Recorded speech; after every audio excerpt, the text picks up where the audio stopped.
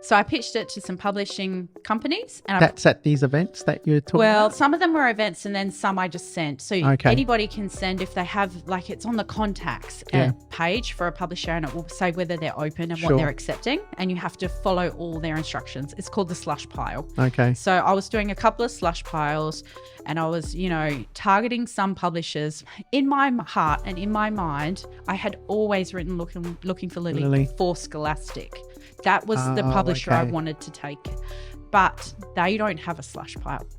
So I had no way of ever getting this book in front of Scholastic because I needed an agent, and agents do not look at people. New writers. Yeah, right. So I pitched it to some publishers, and I got some great feedback and, ways to change it, but nobody would take it because it wasn't really their thing. Or, maybe they had something coming out at the same time, or maybe it was just shit, Yeah, you don't know. Yeah, they were just like, it didn't fit for them. Anyway, so I was like, okay, so I'm going to go indie. And I had been listening to the Joanna Penn podcasts for the past 5 years. And she is an independent author based in Bath in England who is incredible. Her podcasts are incredible. I hope she never quits. Every week she has people on that are doing stuff in the indie space. And there's marketing, there's, building websites, there's character development, there's NFTs. Like, she just does everything. All about writing. So that really influenced me. And with my background from music industry, having worked for major labels, I also had my own kind of independent record label. I come from that world. I know how to market. I know how to promote. I know how to make a product. Like, I've made 3 vinyl of my own in my life. You know what I mean? Right. Yeah. Well, not my music, but the people I manage. Sure. Yeah. So I thought, well, it's another product, isn't it? If I can't get it in front of Scholastic, I'm just going to do it myself. So that's what I did. And I decided that I was going to release it independently. I started to look at editors in WA and around the world. I even used a lady in America who was amazing. So just talking to people, asking who their editors were, or even Joanna Penn has a whole bunch of resources on her page. Sure. Stealing some of that, contacting them, finding out their rates. And then, editing is a process within itself. There's 3 different types of edits.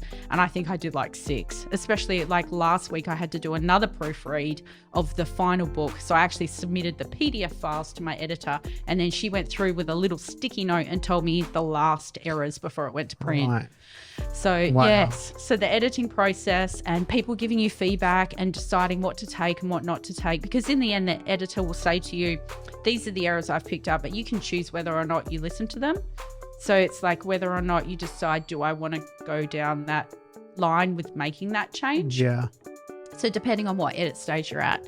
And then, of course, I had to deal with an illustrator, So I had to find an illustrator who would work independently. I needed to look at their art and make sure they were suitable. I wanted somebody that could really, draw kick-ass fairies, basically, but not the Tinkerbell stuff. Sure. But these guys have got attitude, They play instruments. Was it hard to find an artist? Well, I looked at all the books that I love, because I buy so many books, and I like. Did they have to be from WA, or could they be anywhere? They could have been anywhere, but it's funny, because I did everything in WA. So my last editor is from WA. She works for Fremantle Press. My illustrator had also done some work from Fremantle Press, and she lives just down the road. Oh, wow. And then I found a printer who prints on an offset printer 5 minutes away from my house, and his quotes were coming in about the same price as Sydney, Melbourne for just the laser digital stuff. And I was just like, oh my God.